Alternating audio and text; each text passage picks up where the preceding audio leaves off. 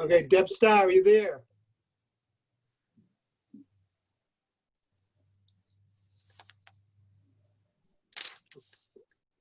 Yeah, Deb's on the line as an attendee. Okay, Deb, can you hear us? She's muted and. Yes, I can. Okay, and who's the other, Nicole? So Kate, I think, Steve, if you could pull Kate over. Kate, are you there? If you want to go back to your computer, or you can stay here. Oh, I mean, Kate is the phone number, Steve. yeah, no. Okay, she should be able to talk now. Kate? Can you hear me now? Yeah, can you There hear me you go. now? Yep. Okay. Sounds like a commercial. Okay. Okay, seeing that it is now 2 o'clock on Tuesday, June 9th, 2020, I call the meeting of the Board of License Commissioners to order.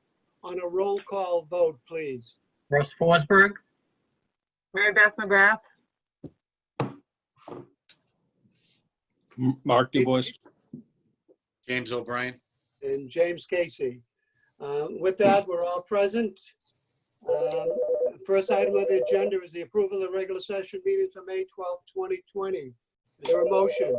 Mr. Chairman, I make a motion that we approve the regular session meeting minutes for Board of Licenses for May 12th, 2020 as prepared.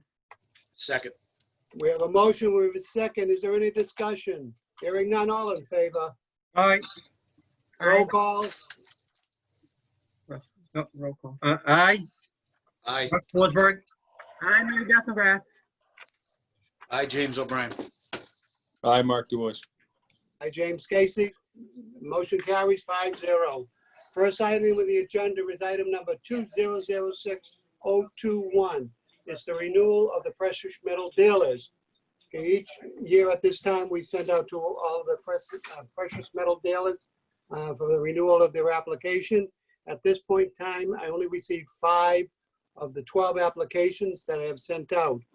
At this point in time, I would like essentially a blanket approval pending completion of their applications, so we can expedite the approval of these applications, and we don't have to have another meeting to let's take care of the people who are lagging behind a bit. A lot of this could be because of delays in the mail delivery and whatever such. It's a very simple procedural thing that we need to do with this renewal process. Do we have a motion? so moved. Do we have Second. a second? Second. We have a discussions. Any discussion on this? Hearing none. Roll call vote. Discussion, hello. Who's raising their hand? Mary Beth. Oh, okay. So the only thing that I would make a request for a conditional on this is to make sure that Eric Erskine, our sealer weights and measures, has done what he needs to do to make sure that it's acceptable to issue these licenses. He's done his scale inspections for precious metals, and he's done the taxi cab meter license. You already did those? He did the meter license? I'd like to double check with him. I'm not sure that he's completed them all. So if we can make the vote conditional that they've satisfied that. Okay, that's fine with me. If you want to, whoever made the motion, Rusty, you made the motion. You want to make that conditional with it? Yes, I'll amend the original motion to include the fact that our CO Weights and Measures has done his inspections. Okay, so with that, can we have a roll call vote, please? Aye, Russ Forsberg. Hi, Mary Beth McGrath. Aye, James O'Brien. Aye, Mark DuBois. And I, James Casey, motion carries 5-0. Next item on the agenda is 2006022, renewal of the taxi licenses. Okay, with this one here is that each of the taxi companies have contacted me about some issues they're having with the pandemic. They have, some of them have up to 11 vehicles. The least amount is 3. They all have indicated if they could operate with a lower fleet number. However, continue to maintain the number of licenses they have against their business for addition as business starts to pick up. the rationale behind that is that they have these vehicles not registered and not insured at this point in time because of the cost of doing that. And they were looking for some economic relief to accomplish that. So I indicated to them I'd take it to the board that we would approve the number of licenses that they have submitted the proper documentation on. And then we would hold the remaining medallions that they have in abeyance until they're ready to come fully on board. And I think that's a pretty fair and reasonable thing. So the next thing is, though, is in reviewing all of these applications, I've been finding out over the last 2 years that our taxi companies they shift vehicles out like they're changing clothing. It seems like every year there's a list of vehicles. A number of their vehicles have different plates on them. And there's a lot of inconsistencies, and it's highly suspect that they're adding these vehicles on without actually, because I don't have any communication or documentation that they were properly inspected, nor has the rate meter been re-inspected when they moved it from one vehicle to another. So I was going to be requesting from the chief that we coordinate with the taxi inspector from the police department, that we've be given a listing of vehicles that they do inspect, and that if there's a changeover, that these drivers or these owners of these companies fully understand if they shift the car out, they have to get that vehicle re-inspected. Because like I said, over the past 2 years, it's a pattern that they do. It may be intentional or may be unintentional, but it seems to be a pattern that happens quite frequently, that chasing down vehicles and looking to see if the insurance coverage is there, because they're not quick to send along their insurance affidavit when they expire. They usually expire in November, and until I do these renewals, it's the only time I get them to pony up with the right documentation. And then each year I got to chase them down on their late excise tax. This is the only time I get to put the pressure on them. So I believe we should approve the licensing in the quantities they are recommending, but holding the other ones out until such time then we need it. Can I ask you to hold on a second? Jane, that Campbell's here. He's on the side parking lot. Joe, we're going to be right out. This is a customer of ours who's getting married this weekend, and they're in here to pick up their marriage intention. So he's a nervous groom, and he wants to get a certificate for that. Any chance I could talk him out of it, Jim? Get Get him on the Zoom meeting. Give me 5 minutes with him. I can do it. Okay. I'm gifted like that. With that, is that if there's any comments from any of the members? So the recommendation I would have is that we grant approval of the taxi licenses to each of the 5 taxis businesses, conditional upon documentation of all taxi license, all license documents, and in a complete inspection through the police department and through the sealer of weights and measures. Does anybody want to make that motion? I'll make that motion. Okay, is there a Second. second? Do we have any further discussion? Hearing none, all in favor on a roll call? Russ Forsberg, aye. Mary Beth McGrath, aye. James O'Brien, aye. Mark DuBois, aye. And James Casey, aye. And with motion carries 5-0. Next item on the agenda is number 2006023, adoption of the temporary guideline for the approval of the request to expand outdoor table service and modification to descriptions of premises that are licensed for the sale of alcoholic beverages on premise consumption. On Friday morning, I believe it was, Mayor Kokoris had signed the documentation that lays out the guidelines. Essentially, these guidelines mirror the ABC guidelines that they have. If traditionally a licensed establishment was looking for an outdoor seating area. The biggest changes in the guidelines are, one, we're following the governor's order number 35, that all of the establishments looking to either modify their existing outdoor license or add a temporary outdoor seating area needs to follow that order. But also, the part of this is we wanted to expedite the approval process. And the order authorizes the chairman of the licensing board to administratively approve all of these license conditioned upon that all the documentation is in order and that there is reasonable level of success that the layout that they have is satisfactory.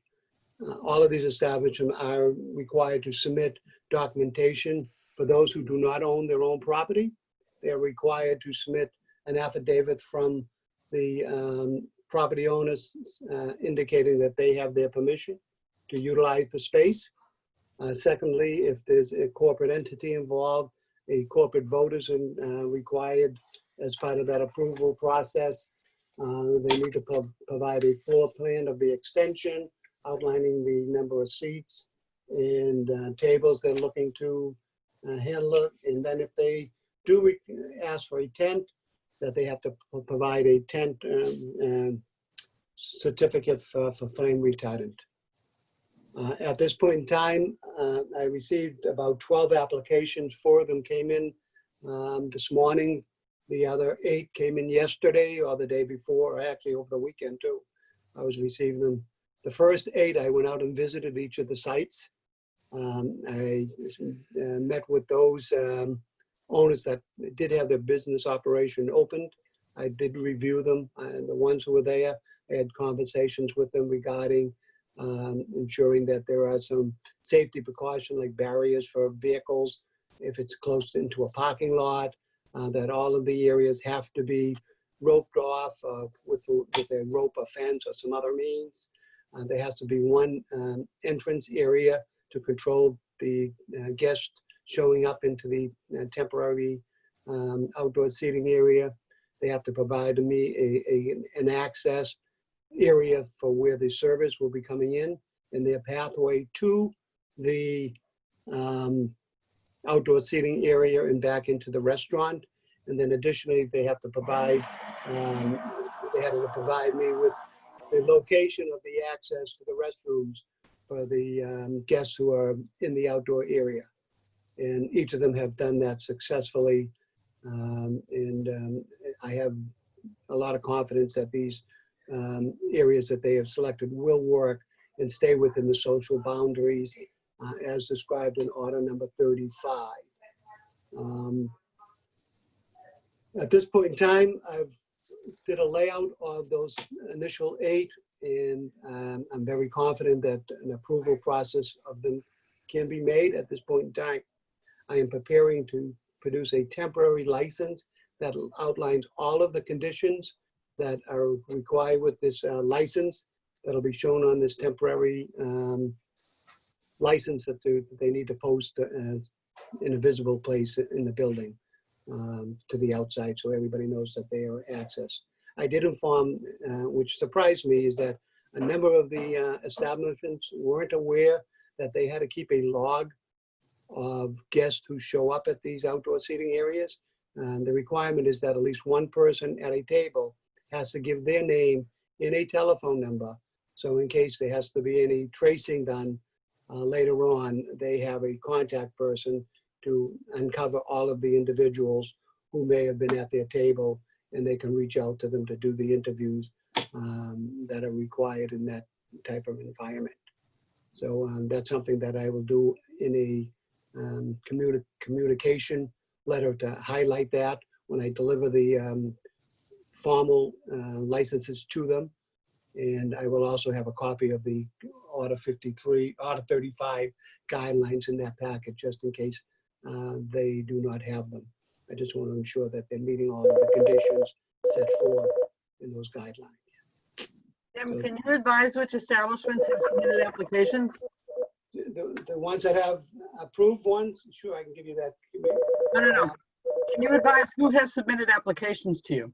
Okay, right now I have the Braintree Brew House, Camden, SST, Southside Tavern, 99 Restaurant, Jake and Joe's. Jake and Joe's already has an existing outdoor seating area. They modify that with the social distancing, but on the right, facing the restaurant on the right side, in that back parking lot area, they're gonna be setting up another operation, outdoor seating area there. 110 Grill, they have an existing one. They're gonna be adding to that. Their existing one, if you're facing the main entrance of the building, their existing one is to the right. They want to add existing outdoor seating along the left side and the back of the building. All of these will be in a grassy area of the establishment, leaving the sidewalk opening. And all of them, the requirements, again, as I stated before, require that they be blocked off. And we do have the access to it. So I gave you that one, 110 Grill. Bates Bar and Grill, they have an existing one also, but their original site can only fit 2 tables, but only one with social distancing because it's so small. So they've asked to go in the back side of that. I had to reduce the number of tables that they had requested. Their diagram was, let's say, less than. Are you talking about the driveway? Pardon me? Are you talking Yeah, about in that driveway. Yes, it's in that back driveway where it's at an angle. I had to reduce the number of size to maintain its social distancing. Also, in the back of that driveway area is their dumpster. So I put a condition on approval that that is blocked off. And one of the tenants there, it's the coffee shop there. And they had, in part of their lease agreement, 1 car parking area. He spoke with the owner of that, and they made arrangements to have that person park their vehicles in the church parking lot. So that would be open, so there will be no, other than on Mondays and Friday mornings, when the trash guy comes in to pick up the dumpster, there'll be no vehicle traffic going in and out of that. Another condition that is put on the landing one will be that they have to shut their operation down at 9 o'clock at night. That is a neighborhood agreement that they have with the neighbors behind them, that they will not be utilizing anything outside after 9 o'clock, and they will adhere to that. Then I have, let's see, the Chateau. Again, the Chateau is another one of the facilities. They already have an existing one, and they want to put one at the lower level, which is in the parking lot. So what they want to do is move the upper tables to the lower level, and that'll provide them 5 tables there for, I think it's 24 seats. And they want to put some smaller table in the original one. That will give them 20 seats. Access will be through a gate to the right of the existing outdoor area, and then entrance on the lower level will be the same way. The server pathway will be through the main entrance to the restaurant to serve the food and to take their orders. And the pedestrian restrooms will be to the right side of the building, about halfway down. There's an access door that brings them right out into the restrooms. And that's how they would achieve that goal. Pizzeria Uno is the last one. Originally, they were approved by the South Shore Plaza to use the parking area across the street from the restaurant. The area itself was pretty safe. It had a lot of islands, a lot of grassy areas that would protect any of the guests there. However, Sergeant Cahoon reviewed that one there, and he thought that crossing that main thoroughfare as you come around that turn was too dangerous. So he recommended that they use the parking area between Dave and Buster's and the Uno's restaurant as the outdoor seating area. The South Shore Plaza was contacted. They're in agreement that could be moved to that area. So what they're going to do is, if you can visualize those 2 restaurants, once you come down that major curve there in front of Uno's, you could take a left into their back parking lot. Though if you're coming from the backside, people could also take a left to get into the back parking lot to get to the front of the restaurant. They're going to put barriers in front of those roadways to prevent vehicles from even entering that. And then the whole area will be roped off or chained off or some other means to make sure that pedestrians cannot enter into the open area. Now, to that side of the restaurant where the outdoor seating is, there is a side entrance that will be utilized for both for the servers and for guests using the restrooms. But those are the ones that I had a chance to review that I received as of 9:30 last night. I have one that I received about an hour ago from Spazio's Restaurant. I haven't had a chance of looking at that other than looking at a photo. That might be a little challenging because the sidewalk itself is no more than 6 feet. They're looking to put little tables in of 2. They probably could extend the social distancing into the parking lot a little bit to get that 6-foot area. And to accommodate them, they would just have to eliminate those parking spots because if someone pulled up into that parking area and someone who cannot figure out what the gas is and the brake could easily reach them. So we would make sure that in part of my review, I would be recommending that a barrier would be put there. Crossroad Restaurant has submitted an application. That's the old Jamie's.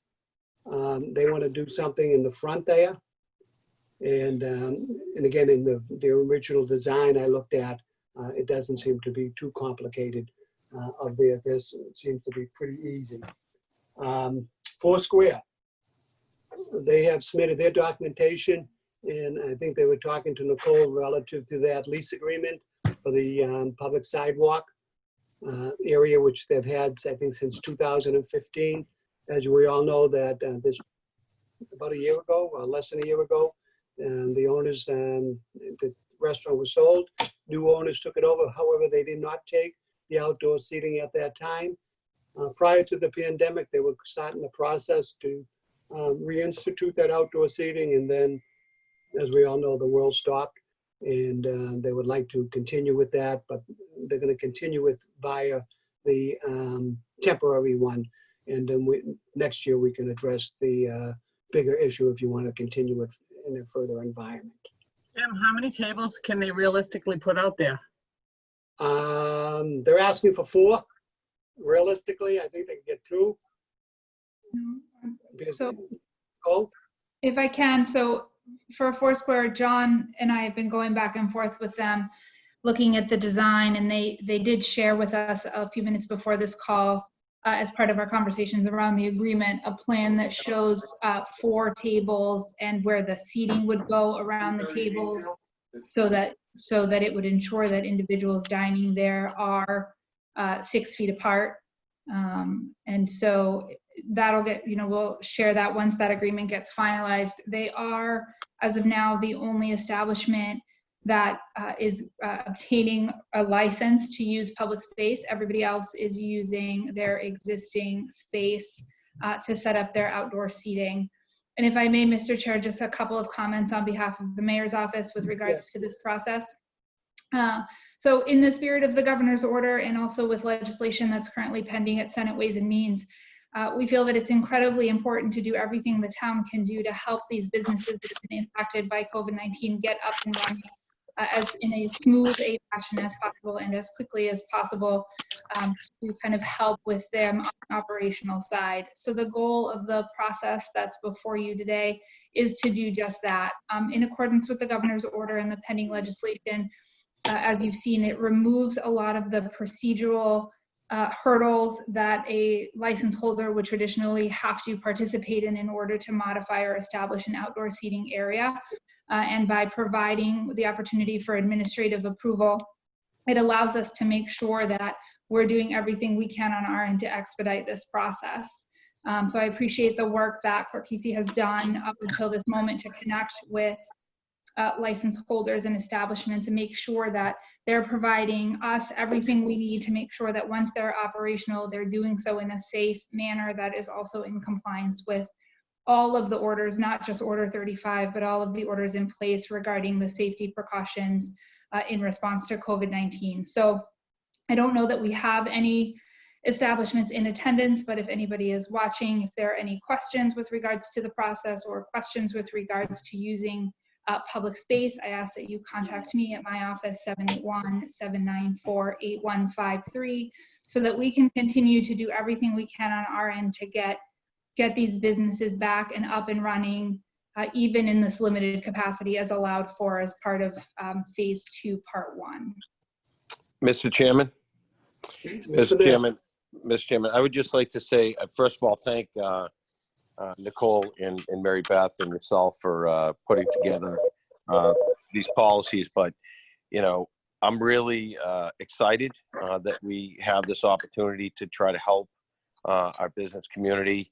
And, you know, we've been talking about outdoor seating long before I think the governor put it forth. We figured it was really the only option initially to get people back into business. And, you know, we are here, as my chief of staff has said, we're here to help every restaurant get themselves outdoor seating wherever possible. So we'll continue to do so. And I'm really excited about the phases. And as we move towards reopening Braintree and reopening our economy. So I want to thank you, Jim, for taking on the administrative role of helping these businesses move forward. And, you know, you have my staff's full support to make sure that we facilitate it as quickly as possible so these folks can start bringing revenue back in and getting themselves back to a new normal. So I just want to say thank you to all of my staff, as well as you, Mr. Chairman, for putting these policies together and making it happen. And I look forward to sitting outdoors and having a meal. So thank you once again. Thank you. Yeah, again, as I stated, I did go out and visit the sites, and those business managers or owners, whoever were there, were very receptive to what was going on. Other than the one establishment, they felt that the town was doing everything they could. I indicated that on your behalf, Mayor Corus, that you have waived the fee to obtain these things here, and they were very appreciative of that, even though it's only a small amount. But I think they're at this point in time, any kind of monies that they can save is greatly appreciated. But they appear to be very cooperative. They want to work with the town. They want to ensure that this works for them, because if they have if they fall flat on their face, it's going to reflect on them more than it would on anybody, and they want their businesses to be successful. So I believe across all of our inspection services department and safety departments that they will be working with us to ensure that all of the conditions are met properly. So is there any further discussion on the approval of the mayor's guidelines for the alcohol portion of the guidelines here? I just got to get into my email to find out where I am. I lost it. Damn. But whatever order number we're on right now is 2006-23, adoption of temporary guidelines for the approval of requests to expand outdoor table service and modifications to the description of premises that are licensed for the sale of alcoholic beverages for a premises consumption. Okay, is there a motion to accept the guidelines as presented? So moved. Is there any further discussion? Hearing none. On a roll call? Russ Forsberg, aye. Mary Beth McGrath, aye. James O'Brien, aye. Mark DuBois, aye. James Casey, aye. Motion carries 5-0. Thank you. I appreciate that. Next item on the agenda is 206023, adoption of temporary guidelines for the approval of the request to expand outdoor table service and modifications to the description of the premises that have issued for common vicular license. Okay, with the common vicular license, the guidelines are basically the same, other than they're not consuming alcohol. Okay, it's basically a breakfast place or a little smaller type of service area that people can get food or such. And there is less, in my opinion, complication because of the non-alcohol component that is associated with this one here. And I've had some questions from Mary Beth McGough relative to the number of existing facilities or establishments that have outdoor seating requirements. A historical review of the records indicate that a lot of that information had not been captured in prior years, so there is not a easy list to pull together. It's going to require, I'm going to have some staff come in to go through each of the files to try to document which one, each establishment that has the outdoor seating already have approved. However, can even on the health department side, as we're going to each of the establishments, we can just write a list up of those that have them. yeah, some of them think they have them. Well, I can tell you the majority of the food establishments, and Chief O'Brien and Russ Forsberg would remember this, over at 37 Forbes Road, Ben and Jerry's, Starbucks, Five Guys, Qdoba, and Potbelly, I think all got approval for outdoor seating. Yeah. Okay, so it's the ones that, you know, we want to find out everybody who has it. So I'm going to have a staff person come in to concentrate on that, to ID each of these ones so we can put that list together. But in the meantime, there are some possibilities that we could do to assist them along, but it would require a blanket approval process. But, you know, each one would have to be looked at individual to see if they do really truly meet the guidelines. You just can't allow them to put a table or two out on the sidewalk and then find out that you don't have that social distancing area. So that's something that we could table these ones until we come up with a solution to that, or just approve them, and we'll approve them on a blanket policy that they could have usage of the sidewalk. However, it's conditional upon they meet the social guidelines, where we'd have to visit each site. Any discussion from anyone? Yes, Mr. Chairman, I'm kind of reluctant to impact sidewalks. I understand the intent is to help businesses out, but we can't compromise safety or you know, ways that people are going to be traversing along, you know, streets and such. So I think we really have to take it on a case-by-case basis, and I'd like to see more definitive guidelines drawn up. And fully understand about your safety concerns, and that is of mine, and that's why I say I would ask for that at least be as part of the consideration process that we have now. We just don't give them a blanket approval. It's conditional upon the safety environment and the safety of the pedestrians going by. Nicole. Mr. Chair, I would note that I don't think that anything that's being proposed today offers any sort of blanket approval. I would suggest that, much like the liquor license establishments, those holding a common vic license would be required to submit the plan for how the seating would be set up and how it might be cordoned off to avoid public access, so that each application could be considered on a case-by-case basis. But I do think that it's appropriate that the board take the action requested today to allow for expediting of that process, so that a convening of the board and a quorum and the time standards that apply to this type of a meeting wouldn't create delay in these businesses being able to become operational. I agree about being expedient on the approval process. I feel that the businesses needs this opportunity. Do we need to have a lease agreement for the sidewalk use for those establishments or not?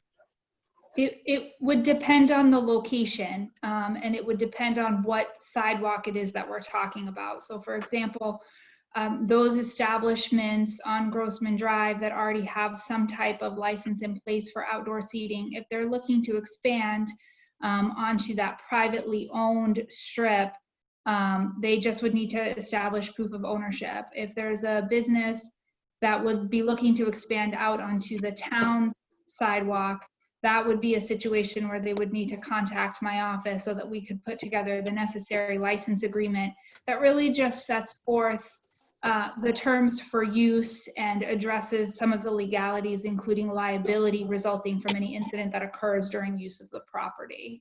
Okay, that's fair enough. As long as we have a process to get to the end of the goal here. And it's just that the sidewalk approval, where it, like I see a big difference because of the alcohol and how some people with a couple of too many act differently than they normally would. But as long as we have a process like that, I fully agree then that we need to expedite the approval process, and it can be done on a case-by-case basis. And it just, Nicole? Presumably a license agreement would include attached to it a description or a markup of the premises they're seeking to use. That's the way we have historically handled the license with Foursquare. That's the way we're handling it going forward. So it's not simply a matter of an establishment asking to have outdoor seating and it's automatically granted. They would still need to comply with the guidelines that are set out in the mayor's temporary process for the common vic modifications. And if they are seeking to use any public way, whether it's a sidewalk or a street, they still would be required to obtain a license from the town, which would include a description of the premises. Okay, so in that case, what I'll do is I'll modify the application kit to include a section.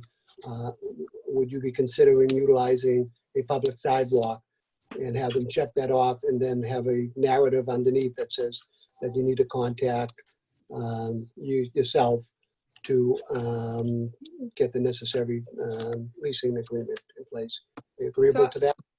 I'm just going to double check because I think that that's already in the guidelines. It is in the current guidelines as paragraph number 2. So anyone seeking to expand the premises to include public area, sidewalk, street, or parking lot must contact the town solicitor at 781-794-8153. So that already exists in the guidelines. Okay, then with that, is there any further discussion? Okay, a motion would be in order. A motion to amend the proposed adoption of the temporary guidelines for the extension of common vic to outside areas. Second. Motion. What are we amending? Are we approving? Outdoor seating. You're amending the common victualler licenses to include outdoor seating. If I may, as a point of order, you're looking to adopt the temporary guidelines.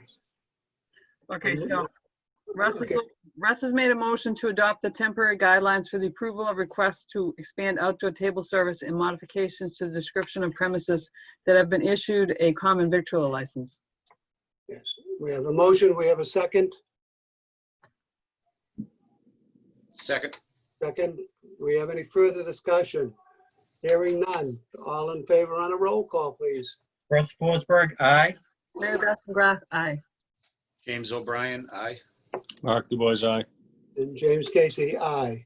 Well, that concludes our meeting for this evening. I just want to inform everybody, those 8 establishments that I already had reviewed, I'm going to be issuing them a temporary license this evening. I'm going to email them a copy of it, and I'll formally distribute that along with all of the guidelines tomorrow to each establishment. And for the other 4 I got in so far, I'm going to be reviewing those this evening, and I'll have those ready for any comments or approvals by tomorrow afternoon, so they can open up their businesses as soon as possible. Mr. Chairman, question. I thought the process was going to involve fire and building as well before any licenses are issued, so we can confirm the locus is going to be in conformity with those regulations. No, none of the adoptions include the inspectional services to go out there. They are to be reviewed with reasonableness. And then once they up and set up in operation, then the inspectional services can go out to ensure that they are adhering to all of the respective guidelines. We expect that there might be some minor adjustments that be made. None of them are indicating that they want to use any, one of those gas heaters, the propane heaters at this point in time. None of them have put that in their application. I believe only one has indicated that they want to use tent, which they already provided the tent retardation certificates. All of them have been inspected, though I'm not an official. Jim, there is a requirement for a tent permit. There is a requirement, yeah. They indicated they know that they have to go get it. And if they haven't received the tent permit, then they would have to address that issue. Okay, you know, but from my department's perspective, you're making it very difficult, because if you're already issuing the license, now we're pitted against the business owner and having them go out there and make adjustments instead of having it having more leverage before the license is issued. I think that the protocol should be they apply for it, you pass that on to building and fire, we get back to you with any questions or adjustments that need to be made, and then we can issue it, and then we'll do a follow-up inspection to make sure they comply with it. But if you put us in this position, we're now going out there and saying, wait a second, the town's already given us approval for this. It's making my job as enforcement a lot harder. Nicole? If I could offer a suggestion, going back to the goal of why we've adopted these guidelines and the ability to offer administrative approval, I would suggest that as soon as an application comes in, it be forwarded to each member of the licensing board with a CC to myself. And I would ask that we commit ourselves to a maximum 24-hour turnaround time so that these applications can be processed and approved in the most efficient and timely manner. So if folks can commit to that timetable, particularly for those applications that have already been submitted, I don't know if they've been shared or not, I would suggest that those be shared immediately so that the departments can review the materials. I also would suggest that to the extent departments can make an assessment or evaluate the proposal on the papers, that they do that. We've asked the establishments to submit detailed plans of the outdoor area that they're looking to expand to, with the hopes that, Russ, you and your team can look at a plan and confirm that it meets the guidelines. Yes, I don't want us to hold up the approvals and further limit these establishments' ability to be operational. So if you're comfortable, reviewing the papers and making a recommendation based on the paper so that we can turn these around in a 24-hour period, I would suggest there's nothing inappropriate about doing it that way. Yeah, that's not a problem for the department. We can certainly do that. We're not talking about that great a number anyways, and it's not a complicated plan to review. But again, I think it's a lot better from the town's perspective if we have that input from the department, required departments, prior to any issuance or sanctioning of outdoor seating. I don't disagree, as long as it doesn't hold up the process. So if Russ, you and your team could get your hands on the applications that have already been submitted and talk to Jim about the observations that he's made so that we can push the approvals out on those today. Yep. And then as applications continue to come in, Clerk Casey, if you could commit to sharing them with the board as soon as you're receiving them so that we can just keep this process moving. Okay, no problem. We'll do that. And what I'll include with the presentations of the ones that I feel in a position to be approved, I'll share with you the narrative that I put together that has the detailed requirements for the license. Because what happens is when you take a look at some of these things, they're a little bit sketchy. There's a lot of handwritten notes that I've made when I did the field visit myself to ensure that we have a consensus of it. Some of the drawings are about kindergarten level. So some of the interpretations are going to be difficult. I know the inspectional department, their staff are very familiar with all of these establishments, so they can visually observe, get a sense of how the layouts are. I've used the Google Global thing and looked down on the restaurants when I had additional questions. And additionally, there'll be some phone numbers or emails that will be included with an addition to all of these that has the contact person that you can reach out to if you have any detailed questions yourselves. And again, I think our goal is all the same, is to expedite this process, but ensure that they do meet all of the guidelines. So. Mr. Chairman, if I may, so Jim and I have had lengthy discussion over the last few days about this, and he knows how I feel about fire and building weighing in on these applications before they're issued. So I'm glad this was discussed. I will commit to my department that by the end of the day, each application will be reviewed before we leave here. Fair enough. So, okay, so that'll be the process. I'll hand deliver applications down to your office, because if I email them to you. Russ will be coming up to visit you after this meeting. Okay, good, because if I have them emailed, like I said, it's going to take a while for you to print them out, and I can facilitate that time frame. Okay? Okay. With that, we will need a motion to adjourn, So moved. Second. and on a roll call, please. Russ Forsberg, aye. Mary Beth McGrath, aye. James O'Brien, aye. Mark DeWoz, aye. And James Casey, aye, and everybody remain safe, and go visit all the outdoor eating establishments now. Thanks, everybody. Take care now. Thanks. Thank you. How do you do this? Thank you. Bye now. Take care, man.